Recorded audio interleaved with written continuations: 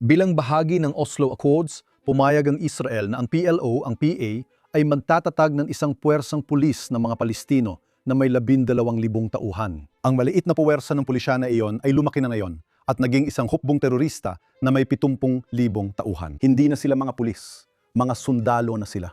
Bakit at paano tayo napunta sa ganitong sitwasyon? Hindi natin pwedeng sabihin ang PA lang ang masama dito. Bahaging problema ay hindi talaga ipinaglaban ng Israel ang sarili. Ang ugat ng kasamaan ay laging nagmumula sa Oslo Accords.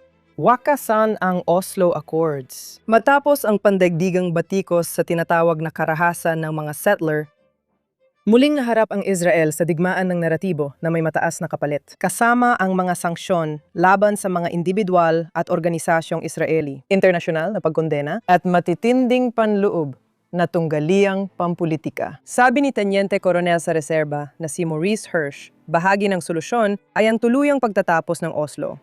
Yan at marami pang iba ngayon. Ako si Elana Mizel Diamant at ito ang Basic Law.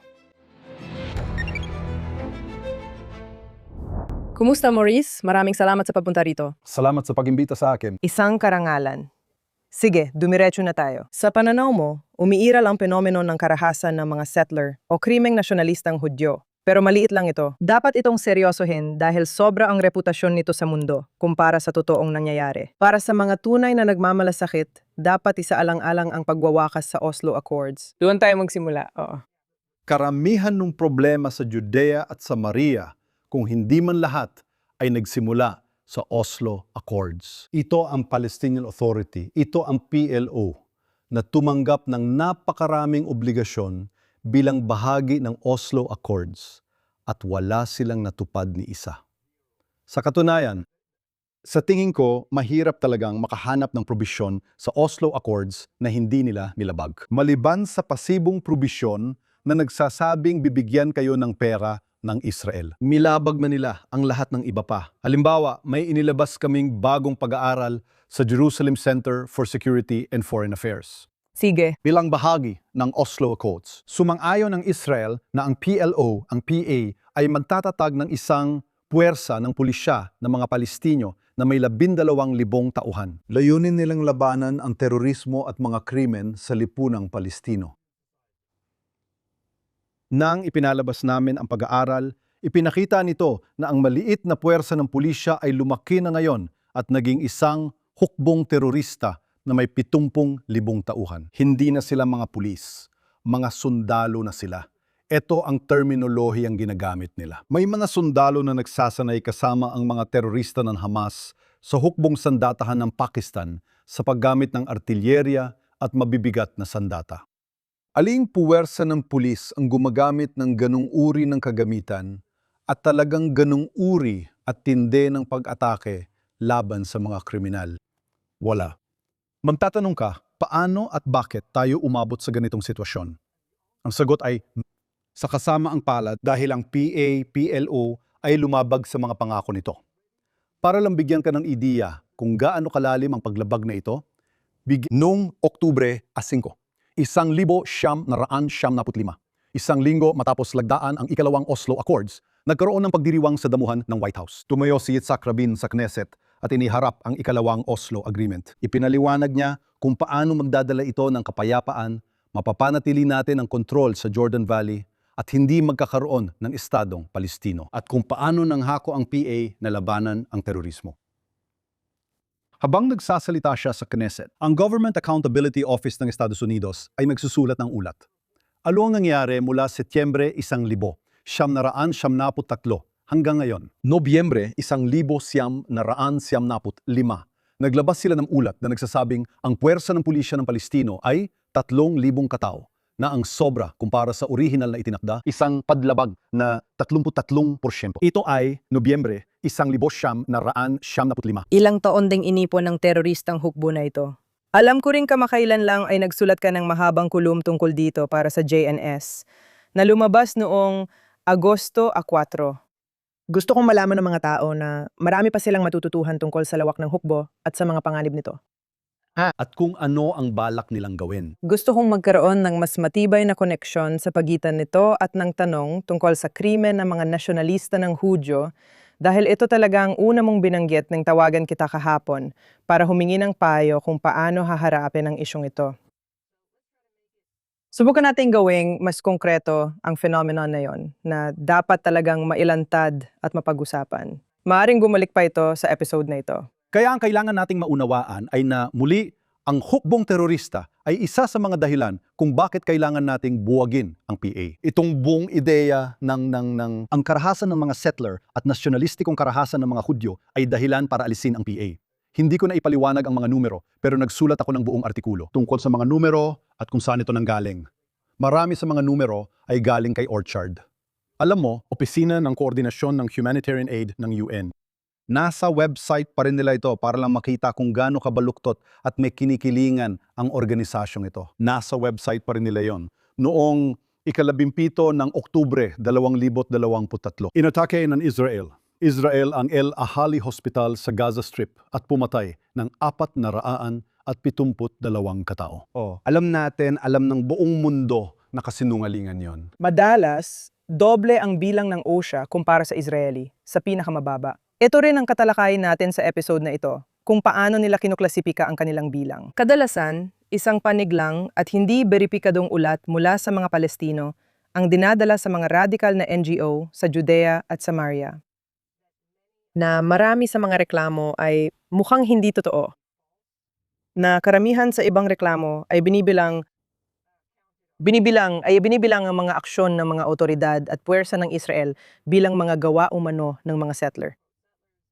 Na marami pang ibang mga aksyon tulad ng kahit ang pagpasok sa isang lugar kung saan hindi tinatanggap ang mga Hudyo. Itinuturing itong kriminal at marami pa ang hindi galing sa Judea at Samaria. Ang 867 ay bilang mula sa Israel, ito ang numerong mula sa Israel. Tama ba? Gusto ko lang itong gamitin ngayon. At gaya na napag-usapan natin off the air, mismo mga Israeli ang nagsabing may 128 na matitinding karahasan doon.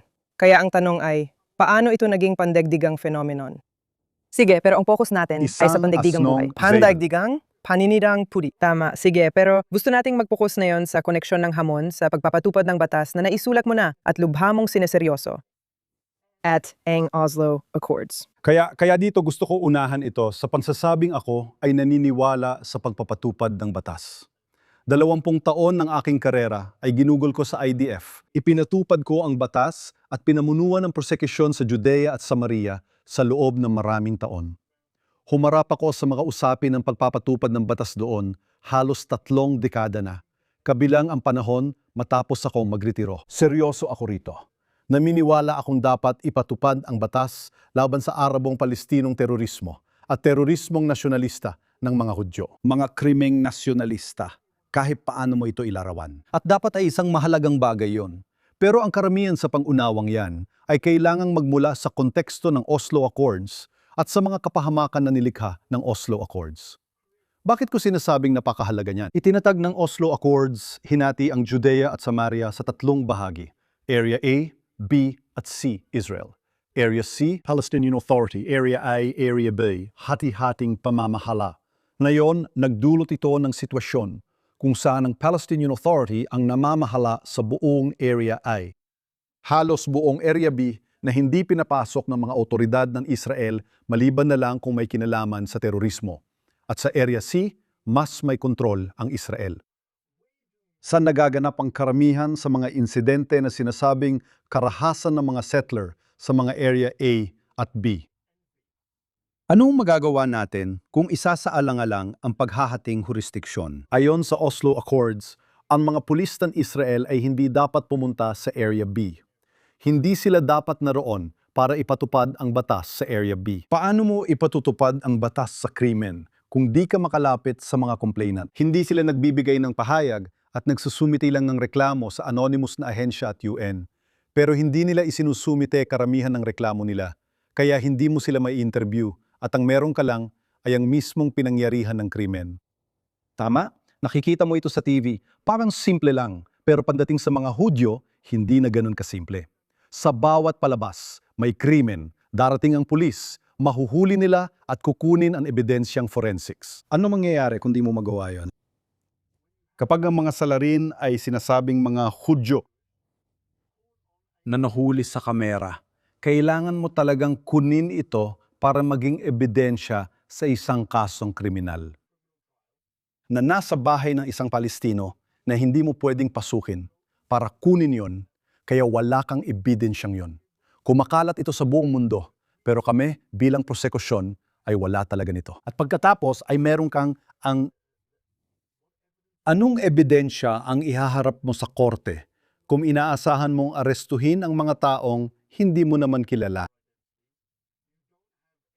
Wala kang totoong ebidensya na may papakita. At maliban na lang kung sila mismo ang aamin sa krimeng inaakusa mo sa kanila. Ang tsansa mong magkaroon ng kahit anong progreso sa ganitong uri ng investigasyon, lalo na sa pagsasampa ng kaso, ay wala. Zero. Ay wala. Zero. Pero, at pagkatapos, nariyan ang Palestinian Authority. Kaya't ako'y nakipag-usap halimbawa. Bibigyan kita ng isang talagang kakaibang halimbawa. Nakipag-usap ako sa isa. Tawagin na lang natin silang interesadong partido. Hindi ko sasabihin kung sino sila. Nagtanong sila kung bakit hindi magamit ng Israeli prosecution at korte ang ulat ng patolohiya, lalo na sa mabibigat na kaso gaya ng napatay na Palestino. Mga ulat ng patolohiya mula sa mga Palestinong patologo. Kaya kailangan mo na ngayong ipaliwanag sa kanila na ang mga Israeli ay nililitis sa mga sibilyang korte. Ang mga sibilyang korte ay sakop ng mga batas ng ebidensya ng Israel. Sa mga batas ng ebidensya, ang isang doktor, isang patologo kung gusto mong tawagin, mula sa isang banyadang jurisdiksyon, hindi pwedeng basta na lang pumunta at magharap ng ebidensya. Kailangan ng sertipikasyon at pagdadaanan mong proseso. Kailangan may kakayahan ang mga abogado ng depensa ng mga Israeli na inaakusahan ng krimen na mag-cross-examine at talagang gibain ang sinumang pathologist. Ginawa namin ito sa prosekusyon para sa Judea at Samaria ng paulit-ulit kapag magpapadala ang mga autoridad ng Palestinian ng mga pathologist na kahina-hinala ang kredensyal. Mas kahina-hinala pa ang kanilang kadalubhasaan. Pinapatakbo sila ng ideolohiya para makarating sa paunang itinakdang desisyon. Kaya kapag tinanong mo sila sa cross-examination, madali silang mapabagsak. Kaya bakit hindi natin magamit ang mga ulat nila? Dahil wala namang halaga ang mga yon. Dahil sa Oslo Accords, napantanto ito ng autoridad ng Palestina. May hawak silang napakahalagang alas. Sa isang banda, pipigilan nila ang mga autoridad ng Israel dahil sa Oslo Accords na magsagawa ng totoong investigasyon. Sa kabilang banda, gagamitin naman nila ang katotohanang walang investigasyon at walang mga kaso para ipakalat sa buong mundo ang paninirang puri tungkol sa karahasan ng mga settler. At sinusuportahan daw ng Israel ang karahasang iyon dahil walang mga kaso di umano. Maraming kaso. Maraming inaaresto at hindi nila sinasabi yon sa iba. At hindi yan ang kwentong ipinapakalat nila. Ang kwento ay walang mga kaso, hindi nila sinasabi kung bakit. Isipin mong sabihin sa lahat na walang mga kaso dahil walang ebidensya. Biglang nababago ng kaunti ang kwento. Kaya gusto ko ring pagtuunan ng pansin ang bahaging ito ng paratang dahil. Ayokong magkamali ng paglalarawan, pero sabihin na natin ang bagong kolom ni Bret Stephens tungkol dito at sinasabi ko ito ng may paggalang kay Bret na hinahangaan at kaibigan ko. Pero siya, ang kanyang pangunahing punto ay paano mo magagawang pumunta at alam mo, mag-ayos ng mga asasinasyong may tiyak na target sa gitna ng Tehran para alisin ang masasamang tao pero hindi mo kayang harapin ang sinasabi mong grupo lang ng mga gusgusing kabataang huminto sa pag-aaral na tumatakbo sa mga burol ng Judea at Samaria. Kaya, alam mo, parang galingan mo naman at tapusin mo na yan. Sabi mo, may mga technical na hamon na di alam ng karamihan. Sa kabila, may isa ka pang puntong may kaugnayan sa mga kasong isinampa na umiiral. Ang antas ng pagsasakdal na talagang umiiral. At sinusubukan kong alalahanin ang eksaktong mga numero. Mayroong, para sa interesadong makita ito, may magandang ulat mula sa Jerusalem Institute for Security and Strategy na isinulat ni Gabi Siboni at Erez Wiener na tinatalakay ang phenomenon na ito at paano ito nagaganap. Ginamit at ginawang sandata laban sa Israel at kung sino at talagang dinetalya nila ito. Pero ipinaliwanag din nila ang mga sakdal. Sige, ipagpalagay na lang natin sandali na meron kang antas ng pagsasakdal na kahit 6% o 6.6%. Okay? Sinasabi mo kamakailan na kahit yung rate na yan ay hindi naman nalalayo sa inaasahan mo. Kapag tiningnan mo, halimbawa, ang pagpapatupad laban sa mga hate crime sa ibang lugar. Walang duda. Matagal na nung nagsimula itong buong panimira tungkol sa karahasan ng mga settler at matagal na itong nangyayari. Halos isang dekada nang nakalipas noong nagtatrabaho pa ako sa NGO Monitor. Tumulong ako sa paghahanda ng isang ulat na tumalakay sa pahayag ng Yesh Din, isa sa mga organisasyong Israeli na laban sa Israel na paulit-ulit na binabanggit ang isyong ito at sinasabing ang Israel ay nagsampa lamang ng kaso ng mga 80% at yun daw ay nakakagalit. Gumawa kami ng pag-aaral na tinawag na Yesh Din's Fuzzy Math. Inirekomenda kong tingnan ng lahat ng NGO Monitor. Kinumpara namin ang rate ng pagsasampa ng kaso sa Israel at ibang bansa para sa ganitong mga hate crime. Ano ang nangyayari kapag meron kang, halimbawa, ang paratang laban sa Israel, pinuputol ng mga settler ang punong ulibo? Siguro, kunin natin ang katumbas niyan.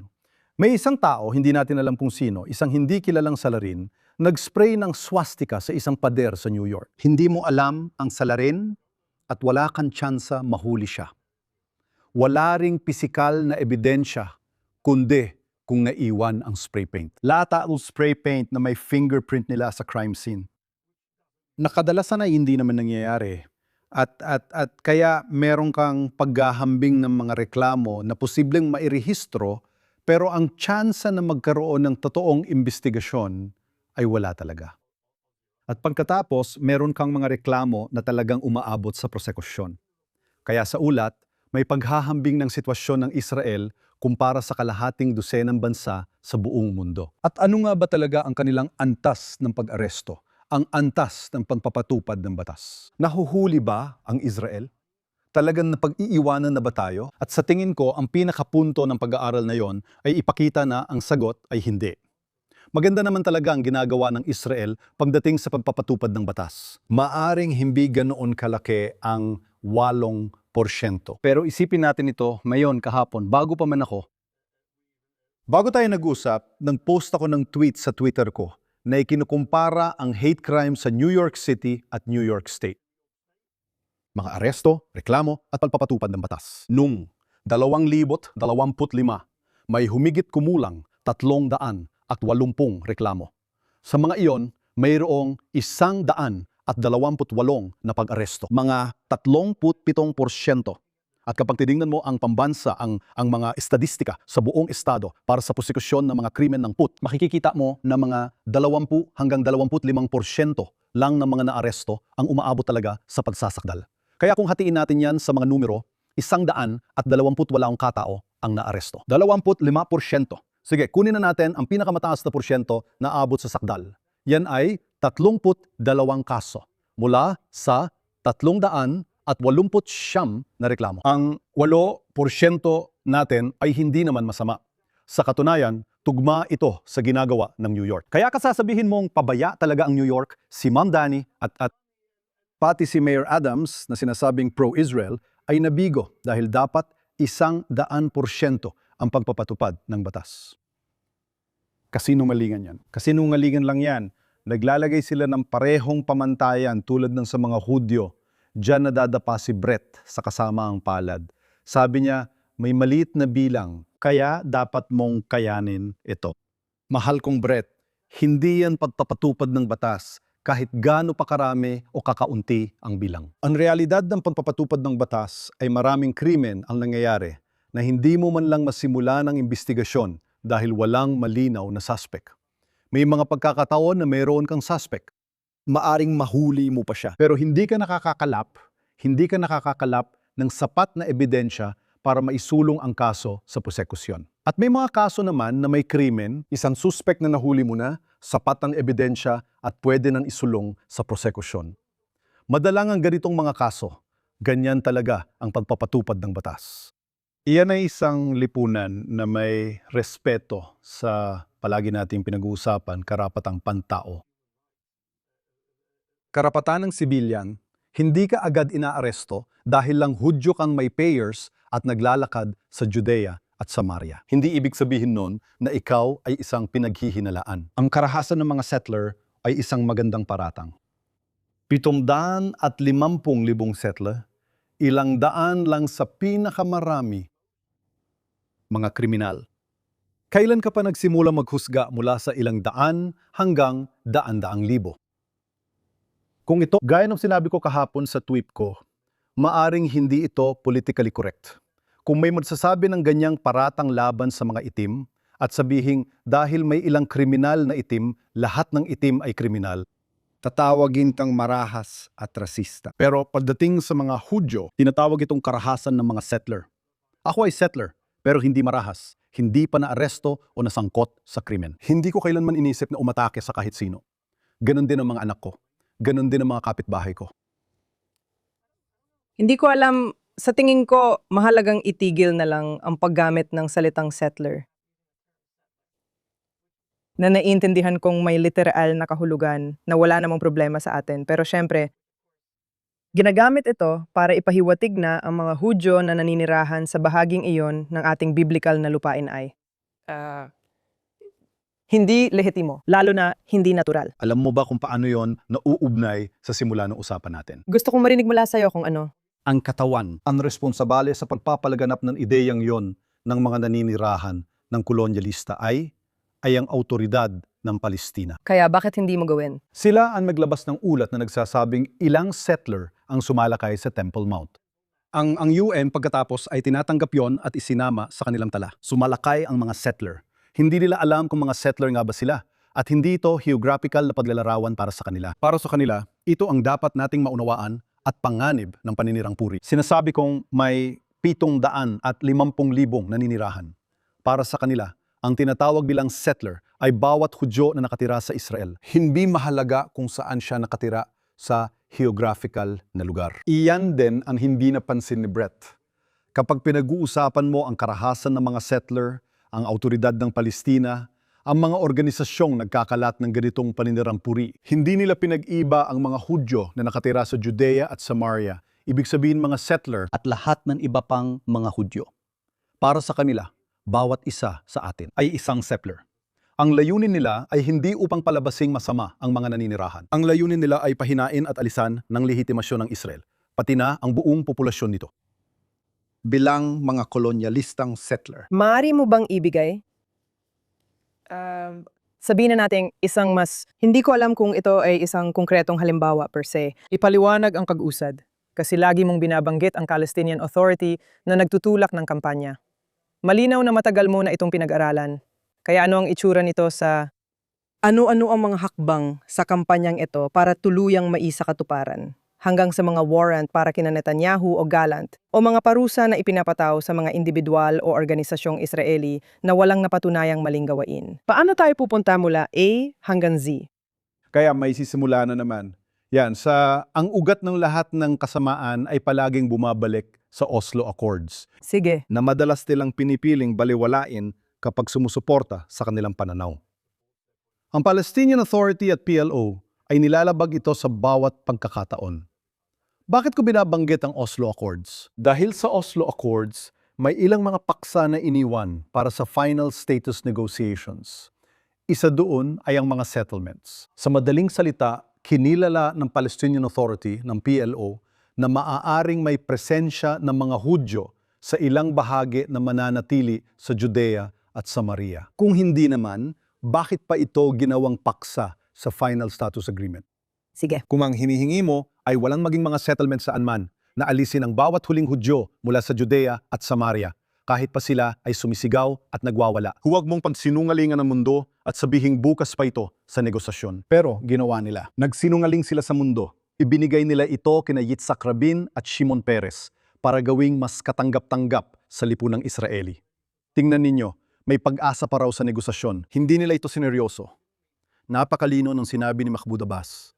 Sa Estadong Palestino, walang magiging Hudyo. Gaya ng hinihingi ng mga Nazi noon, magiging Judenfrei ito. Iyan ang kanyang layunin at gusto paulit-ulit niyang sinabi ito. Kaya, unang bahagi ng panlilinlang ay ang pagpayad na maging paksa ito ng pag-uusap. Ang susunod na panlilinlang ay sabihin na kahit pumayag kami, hindi naman namin sinasadya. At bawat settler ay hindi lehitimo. Bawat settlement ay hindi lehitimo. Bawat settler ay marahas. Bawat naninirahan ay bahagi ng karanasang kolonyal na ito na kami, mga Palestino, ay nagdusa. Pareho sa loob, gaya ng tawag nila dito. ang mismong Israel at pagkatapos sa Judea at Samaria. Ganyan nila isinulong ang kampanyang ito mula simula hanggang dulo. Tingnan mo ang Durban Conference, 2001. Doon mo makikita na bahagi ito ng mas malawak ang talakayan. Inilunsad na ni Yasser Arafat ang bigmaan ng teror. Nagtitipon tayo sa Durban para talakayin ang rasismo. At ang buong kumperensya ay naging isang pantitipon para siraan ang mga Hudyo. Ito ay pinanggunahan ng autoridad ng Palestina ni Yasser Arafat, ng kanyang mga taga-suporta at ng mga NGO nagsusulputan habang tumatagal. Isa sa mga ito, ang PFLP o Popular Front for Liberation of Palestine ay grupong terorista ay naging mahusay sa pagtatayo ng mga NGO bilang harapan para sa kanilang mga teroristang aktibidad.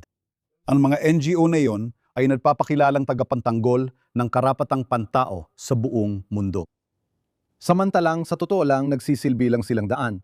Para sa pandaigdigang komunidad, pinopondohan ang terorismo ng PFLP habang ginagawa ito. Suportahan ang paratang ng Israel ay kolonyalistang entidad, hindi lang sa Judea at Samaria, kundi maging sa mismong Israel. At ganyan nila, itinutulak ang naratibong ito sa nakalipas na 30 taon. At makikita mo ito sa iba't ibang pagkakataon na lumalabas ito. Gusto ko lang talagang maintindihan. Sa tingin ko, kilala na ng mga nanonood ng channel na ito ang agenda na yon. Mahalagang ulitin pero alam na ito ng mga manonood. Pagdating sa uri ng PANGO na media at pampulitikang sistema na nagpapalaganap kay PONGO, UN-SIG.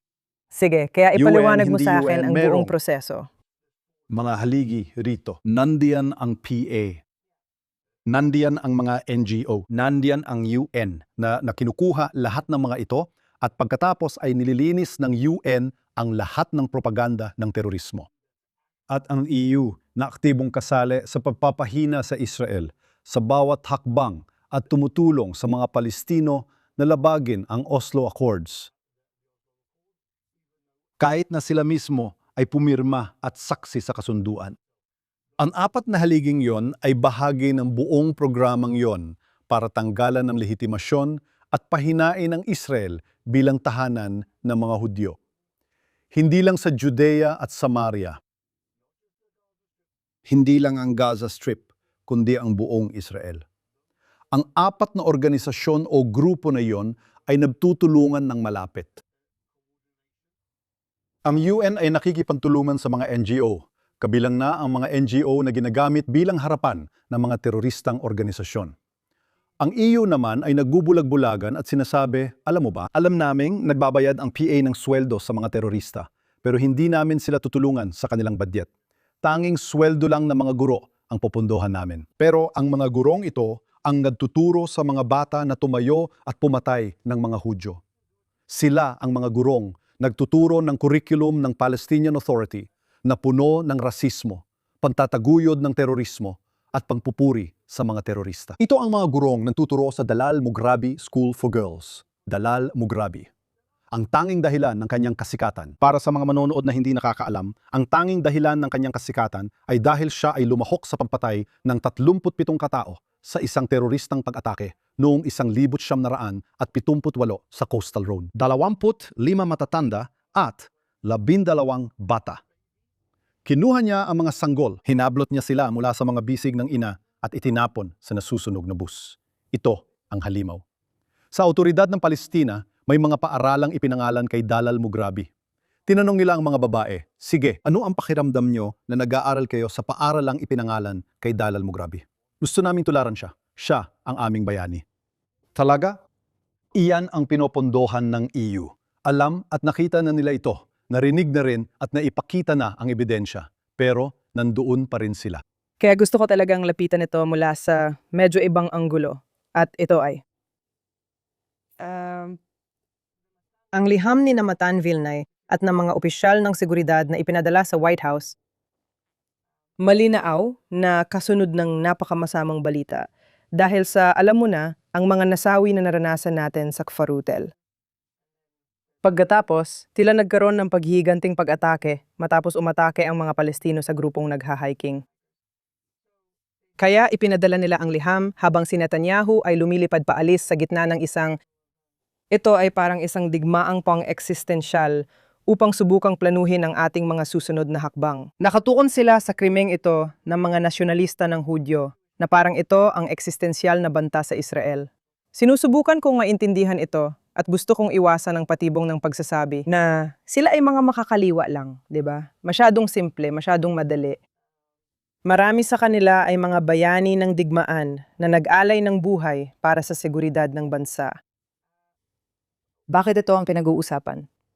Tama, di ba? May malinaw na political na pagkakahati at madaling gawing katawa-tawa si Netanyahu. Para sumabay sa global na naratibo, maraming simpleng paliwanag, pero sinusubukan kong maintindihan. Ang mga taong ito ay ginugol ang buhay nila sa isyong ito. Ipagpalagay nating totoo at tapat sila. Ano kaya ang iniisip nila? Kaya sa tingin ko, ganito ang takbo ng isip nila. Sila, katulad ng maraming ibang tao, naunawaan nila na kumalat na ang paratang ng karahasan ng mga settler. Bilang isang kampanya, at ito ay isang magandang kampanya para itulak ang tunay nilang layunin. Kapag tinanong mo ang mismong mga taong iyon, naniniwala ka ba na posible ang paglikha ng isang estado ng Palestina sa tabi ng Israel? Ang sagot nila ay hindi lang ito posible sa kanilang pananaw. Ito ay isang pangangailangan para mapatahimik ang mundo, para maprotektahan ang Israel. Magbibigay sila ng iba't ibang dahilan kung bakit nila iniisip na iyon ang tamang direksyon. At gagamitin nila ang lahat ng posibleng paraan para makamit ang layuning iyon. Kung magagamit nila ang layuning iyon bilang paraan para atakihin si Netanyahu dahil sa karahasan ng mga settler, ginamit ito para atakihin si punong ministro Netanyahu dahil sa komposisyon ng tanyang koalisyon. Kasama ang mga partido na maaring ituring na mas kanan at mas, gaya ng sinasabi nila, fanatiko at mesyaniko. At lahat ng uri ng matitinding salita may idinadagdag nila dyan. Lubos nilang binabaliwala ang katotohanang demokrasya ang Israel. Ang mga Hudyo ay pinapayagang bumoto para sa kahit anong partido na gusto nila. Ang mga Arabo Hindi, ay maaaring pero kung bumoto ako- para sa kung kahit ako, anong partidong gusto At nila. kaya nga, sandali lang. Kaya Yun ang nila iniisip sinasabi ko. yan. Yan. Sila, sasabihin nila yan dahil madali lang suportahan ang kanilang mga pananaw sa politika. Sige, pero sa tingin ko, ang tanong dito, nagsusulat ka tungkol sa isang hukbong terorista na mahigit 60,000 katao? Para malaking puwersa ng pulis na sinanay ng dayuhang militar, pero hindi naman ginagawa ang tunay na trabaho ng pulis.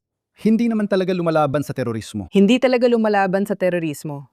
Sige, at sinasabi mo na parang nag-aabang lang sila. Ina-assume ko na hindi classified ang impormasyong ito. At alam ito ng mga tao sa ranggo na pinag-uusapan natin. At parang hindi naman ito natitinag ang paniniwala nila sa ideya ng isang estadong Palestino. Ibig sabihin, ano ang agwat ng panganib na nakikita mo at nila? Isa lang itong utopia-nong hangarin. Marami sa kanila, kapag binalikan mo kung paano nabuo ang hukbong terorista, makikita mo na marami sa mga taong ito na ngayon ay bahagi ng mga kumander para sa seguridad ng Israel o kung anuman ang gusto nilang itawag sa kanilang sarili, kabilang na si Matan Vilni. Nasa mahahalagang posisyon noong mga kritikal na taon kung kailan sana ay maitaas nila ang pinakamahalagang argumento. Minsan ang Oslo Accords parang sirang orasan. 2 beses sa isang araw ay tama ang oras. Binigyan ng Oslo Accords ang Israel ng veto power sa sinumang pangalan sa mga puwersang pansiguridad ng Palestinian Authority. Pwede nating gamitin yon kahit kailan. Pwede nating gamitin yon para sabihing hindi dapat nandyan ang terorista at para sabihing dapat hanggang 12,000 tao lang. Ang pulis na ika-12,000 at isa ay hindi na magiging bahagi ng puwersa dahil i-veto natin yon.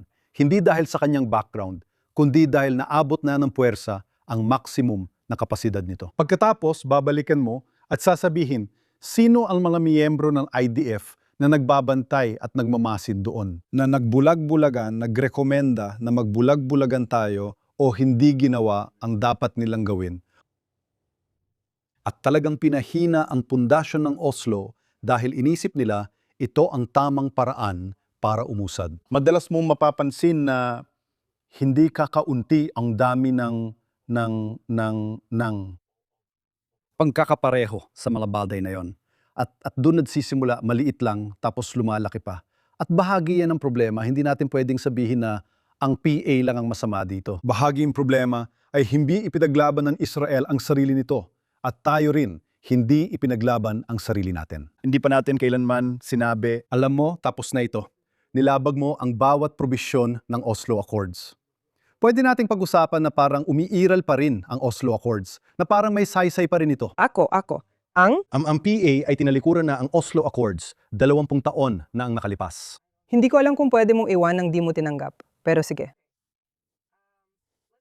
Teka, balikan muna natin sandali ang issue ng krimeng nasyonalista ng mga Hudyo. At ibabalik ko ito sa Oslo dahil gusto ko talagang gawin yon. Gusto ko talagang pagtibayin ang koneksyon ng problemang tinatalakay natin sa solusyong inaalok mo na maaring sinasang-ayunan ko sa usaping ideolohikal. Pero gusto ko sanang gawing mas matibay pa ang koneksyong yon. Kaya, ano ang naging karanasan mo noong humarap ka sa muli? Hindi naman palaging seryoso, pero paminsan-minsan ay seryoso. Maliit na bilang ng krimen na ginagawa ng mga ilang daang tao, alam mo, mga 70 matitinding pasimuno at ilang daan pa sa paligid nila. Mga tao na nasa edad na mga 12 hanggang 28, minsan ay talagang mga menor de edad. Kaya ano ang pakiramdam na subukang harapin ang ganitong suliranin? Na ikaw, bilang isang taong nakatira sa lugar na yon at bilang isang taong nagkaroon ng mataas na posisyon sa legal na larangan ng hukbong sandatahan, ay talagang sineseryoso mo. Kaya kapag hinarap mo ang hamon ng pagpapatupad ng batas para sa ganitong uri ng mga krimen, at talagang meron kang buong hanay ng mga tao, at ang ilan sa mga taong ito, kailangan nating aminin sa ating sarili. Sila ay sobrang talino. Pero sila rin ay sobrang marahas. Alam nila kung paano manipulahin ang ibang tao para sila, halos parang mga sindikato, ay nananatiling malinis pero ang ibang tao ang posibleng magkaproblema. Ang pagpapadala ng mga menor de edad ang pinakamabisang paraan para gawin ito. Ang batas sa Israel sa pagpapatupad ng batas sa mga menor de edad ay marahil isa sa pinakaabansadong mga sistema ng pagpapatupad ng batas kumpara sa karamihan ng mga bansa sa Europa. Ang ating mga batas ay talagang nakatuon sa kapakanan ng mga bata gaya ng nararapat. Nakatuon din ito sa mga alternatibo sa pangkakakulong. Nakatuon din sila sa mga alternatibo kahit sa pansasampa ng kaso. Kaya kapag pinag-uusapan mo ang tungkol sa mga bata, Iyan ay isang bagay na kailangang isaalang-alang. kapag pinag-uusapan mo ang mga umaatake na mararahas, at yon talaga ang mas maliit na bahagi, ang kakayahang makapagsagawa ng epektibong imbestigasyon at pag-uusig ay madalas na nahahadlangan ng mga panlabas na pangyayari. Ilarawan ko sa iyo ang isang panlabas na pangyayari. Isa sa mga terorista ay iniimbestigahan nung panahon na ako ay nasa prosecution. Hindi ko na lang bibigyan ng tiyak na oras dahil maaari nitong ilantad ang iba't ibang bagay. Sinabi niya sa amin na nakabasa siya ng isang manual na isinulat ng isang Hudyo kung paano umasta sa mga investigasyon ng Shabak. Binasa yon ng teroristang Palestino. Ang teroristang Palestino Ooh. ay binasa ang manual ng isang Hudyo kung paano harapin mga investigasyon ng Shabak. Ngayon, nagkataon na kilala ko ang taong sumulat ng librong iyon. Nagkataon na may koneksyon ako sa kanya noon dahil sa dati kong tungkulin sa pagpapatupad ng batas laban sa isang taong kinailangang papanagutin sa ilalim ng batas. At bigla mong mapagtatanto na ang pinakamalaking tagumpay ng librong iyon ay ginagamit ito ng mga terorista, ng mga organisasyong terorista ng Palestino, at natututo sila mula rito. Kaya ang ilan sa mga taong ito talaga kapag inaayos nila ang krimeng ito, kapag inaayos nila ang krimeng may motibong nasyonalista, ay sinisira nito ang kakayahan ng mga tagapagpatupad ng batas sa hinaharap, tulad ng ginagawa ng organisadong krimen. Sa kasamaan palad, iyan ang ating sitwasyon ngayon. May mga teroristang Arabo na literal na natututo rito. Iyon, isang gabay kung paano makaligtas o magtago ng impormasyon bilang bahagi ng investigasyon, kung sino ang kakausapin, kung sino ang hindi kakausapin. Ang mga ito ay, lahat ng ito ay bahagi sa kasamaang palad ng pagpapatupad ng batas. Ganoon lang talaga. Hindi ito nagpapakita ng masamang intensyon sa panig ng Israel. Hindi rin ito nagpapakita ng kahinaan ng Israel. Bahagi lang ito ng pagpapatupad ng batas. Nangyayari ito sa kahit anong jurisdiksyon. Sige. At iyon din ang pangunahing punto para kay Brett Stevens.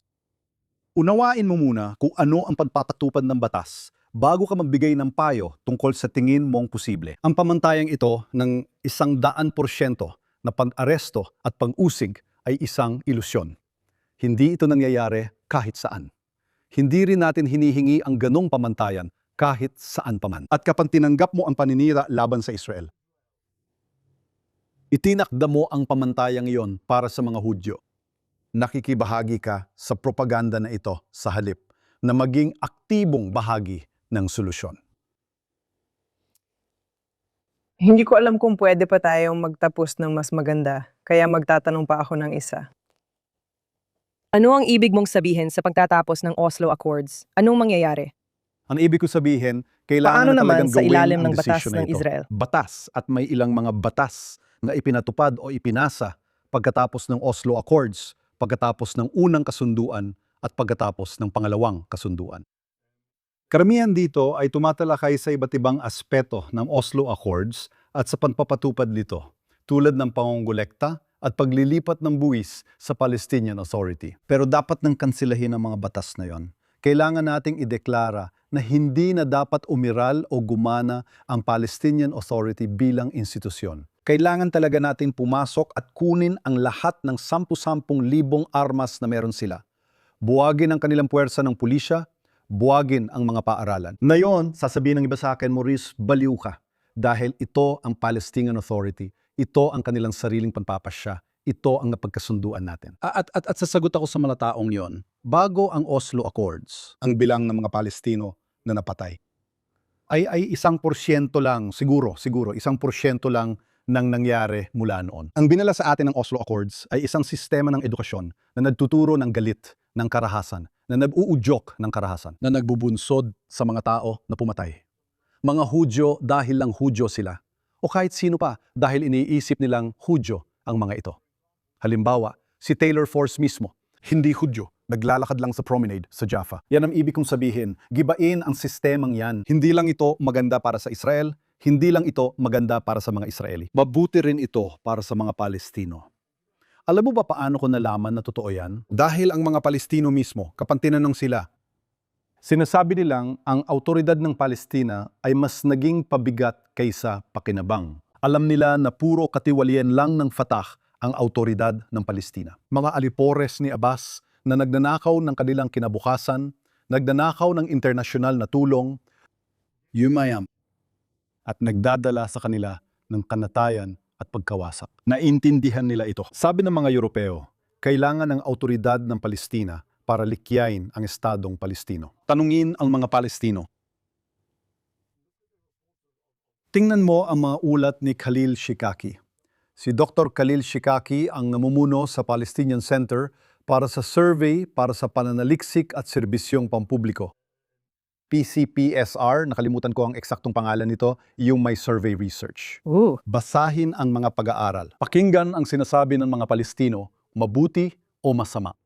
Kapag sinabi nilang gustong patayin ang lahat ng Hudyo at wasakin ng Israel, paniwalaan mo sila dahil sobrang seryoso sila doon. Nagtayo sila ng isang puwersang terorista na 70,000 ang bilang. At kapag sinabi nilang pabigat ang autoridad ng Palestina na ito'y tiwali, na mas gusto pa nila ang Hamas kaysa sa mga crony ni Abbas sa Fatah, Kailangan mo ring paniwalaan sila doon. kapag 80% ng mga Palestino sa Judea at Samaria, 6 na buwan matapos ang masaker, ay patuloy pa rin sumusuporta sa masaker, Bakit gusto mo bang kailangan sumagot? mong paniwalaan yun. Gusto mo bang mas gawing responsibale ang Israel para sa kanila? Dahil ang dahilan kung bakit nila sinusuportahan ito, ang dahilan kung bakit sila nandoon, buo, todo para sa terorismo, dahil iyon ang itinuro ng autoridad ng Palestina at ng kanilang mga paaralan sa nakaraang 30 taon. Iyon din ang itinuturo ng kanilang media, yun din ang itinuturo ng kanilang mga pahayagan, yun din ang sinasabi ng mga rebulto sa bawat kanto ng kalsada na niluluwalhati ang isa pang mamamatay taong terorista. Iyan ang natutunan nila pagpasok sa paaralang ipinangalan kay Dalal Mughrabi. At ang pananaw mo ay, Kung kasali ang Israel, maliligtas ang mga buhay ng Palestino. At malulutas din nito ang karamihan sa mga hamon na kinakaharap ng mga tagapagpatupad ng batas muli sa maliit na bilang ng mga seryosong insidente. Oo, naniniwala akong dapat buwagin ng autoridad ng Palestino. Ang paghahanap ng ibang anyo ng pamahalaan ay makapagliligtas ng buhay ng mga Israeli at mga Palestino. Nangyari lang ang ika-7 ng Oktubre dahil hiniling ni Mahmoud Abbas noong 2005 na payagan ang Hamas na lumahok sa eleksyon ng autoridad ng Palestino. Hinimok niya ang mga Amerikano at nakakuha ng $15 milyong mula sa kanila para manalo sa eleksyon, ngunit natalo siya. Iyan ang problema. Nakuha nila ang Gaza dahil nanalo sila sa eleksyon. Hindi ito isang kudeta. Nanalo sila sa eleksyon. At mangyayari ulit yan sa Judea at Samaria. Kung magpapatuloy ang autoridad ng Palestina, mananalo ulit ang Hamas. Kaya saan ba tayo mapupunta niyan? Gusto kong magpasalamat sa iyo sa pagsama sa amin ngayong linggo. Umaasa akong muli tayong magkakaroon ng pag-uusap. Siguro mas Pero masaya mas na. maliwanag ang hinaharap kaysa sa kahit anong opsyon na panatilihin ang autoridad ng Palestina sa pwesto nito. Iyan ang tunay kong pinaniniwalaan. Pinahahalagahan ko ang pagpunta mo. Inasahan kong mas mapalalim pa natin ang ilan sa mga diskusyong ito sa mas technical na antas sa hinaharap. At magkikita tayo ulit sa susunod na linggo.